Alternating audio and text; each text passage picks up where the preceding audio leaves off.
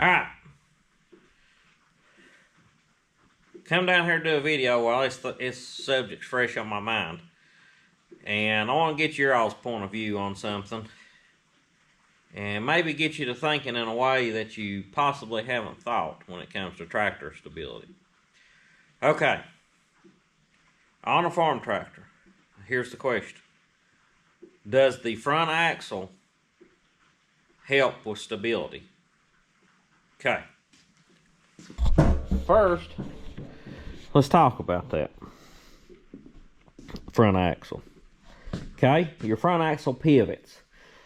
That's kind of the only suspension you have on a tractor. So that way, when you go through dips and uneven terrain, that axle has some room to flex. Not much, but some. You can see right here, there's a stop, and it comes up and bumps the frame. There's only, I don't know, maybe 1.5 inches of travel or something there. Some tractors may have more. So that way when you're in uneven terrain, you know, you're maintaining all 4 wheels on the ground. So initially, that front axle width probably doesn't help a lot with stability initially. But here's when it does help. Alright, so several examples right here.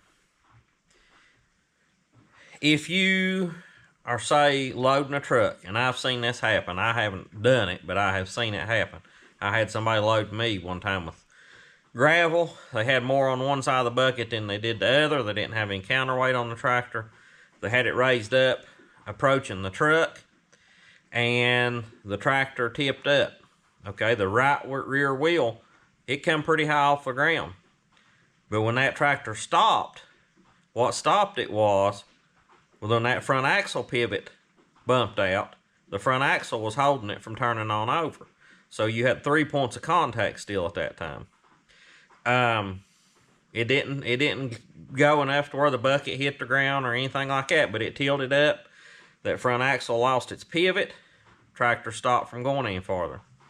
Okay, another instance when that could happen is going around the side of a hill and you run your back wheel down in a hole or up on a rock or up on a stump. If you're not on hillside terrain, you don't know what I'm talking about. But if you've worked in the mountains around here, you know exactly what I'm talking about. And you can drop down in something real quick on a steep hill or run up on something, and that back wheel could come off the ground. What my hopes are is when that front axle pivot stops, it's going to stop you because your front wheels will catch you. So if those front wheels are in narrow in those situations, you have a more of a chance of going ahead and turning on over. If you've got those front wheels spaced out, when that front axle kicks up and the pivot bottoms out, at least you've got the width of that front axle to help stop you from going on into a roll. You may have one wheel off the ground, but that's better than having 2 off the ground. I've heard people say that, you know, the front axle width, because of that pivot point, doesn't matter. When all 4 wheels are on the ground, both back wheels are planted on the ground, that front axle width doesn't matter. But when one of those wheels does happen to come up, I want a wide front axle to help catch me. On my Kubota, I ran a wider front wheel setting than I did on this John Deere.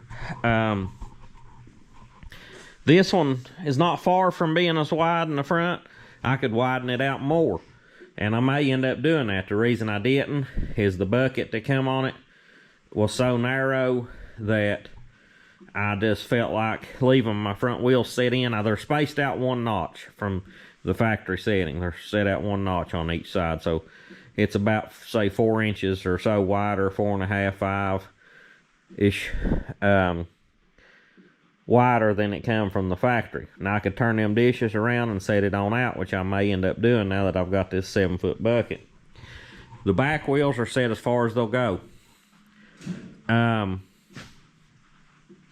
Around here, I feel like, you know, you need to use as many things to your advantage as possible working on the hills.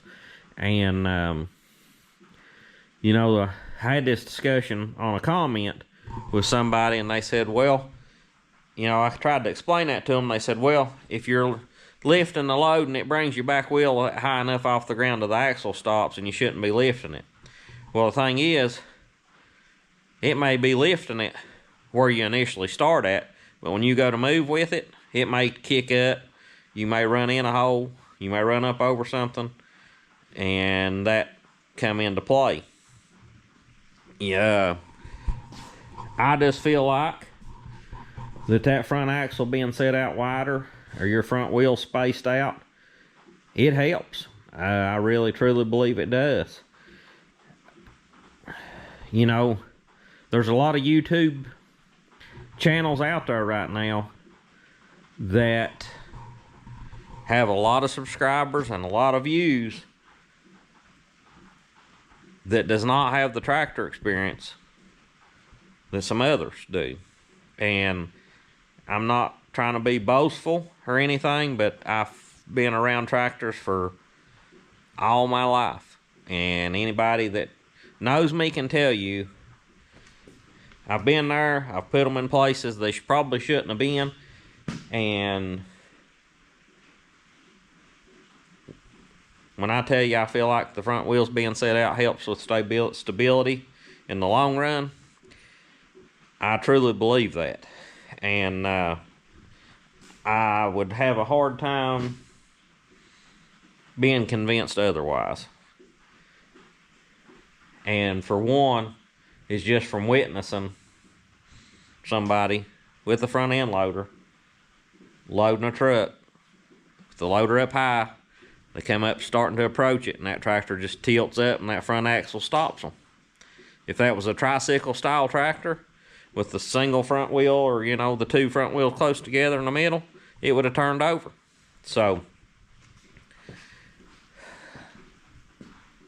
or at least turned over till the bucket hit the ground. The bucket may have stopped them. It may have went all the way on its side. But definitely, in my opinion, setting the front wheels out helps you in the long run. Another thing on these, you know, on hills and doing loader work, of course, you know, is your fluid in the tires. I would never own a bigger tractor without having fluid in the tires. Really probably shouldn't a smaller one. I don't have fluid in the tires on the BX, but I probably should. The wheel weights help. Anything like that makes a difference, but also does that front axle. So now you leave in the comments if you agree with me. You may have agreed with me from the start. You may agree with me now. You may still disagree with me on the wheel spacing on the front. Just let me know what you think, and kind of curious to hear it. But and if you can convince me that the wheel spacing doesn't matter, you've accomplished something, because all the logic that I can come up with, the wider it is, the more stable it's going to be, no matter if it's front or back. Definitely the rear is the most important. Get those back wheels set out. That's going to help you the most. But with the front end loader, having them front ends set out, it does put a little more strain on it. That's what I was saying with the Kubota. That's why I had to change front bearings in it. This style front end on this tractor, I don't think it would damage it. But it could. But still, you got to weigh out. Is it worth a little premature bearing failure, or is it worth more for safety? But I appreciate y'all watching, and hadn't planned on doing this video. It was just sort of sparked by a comment left on an old video I had, and I thought I'd get on here and explain that. And appreciate y'all watching. If you will, please like, subscribe, and comment, and we will catch you on the next one.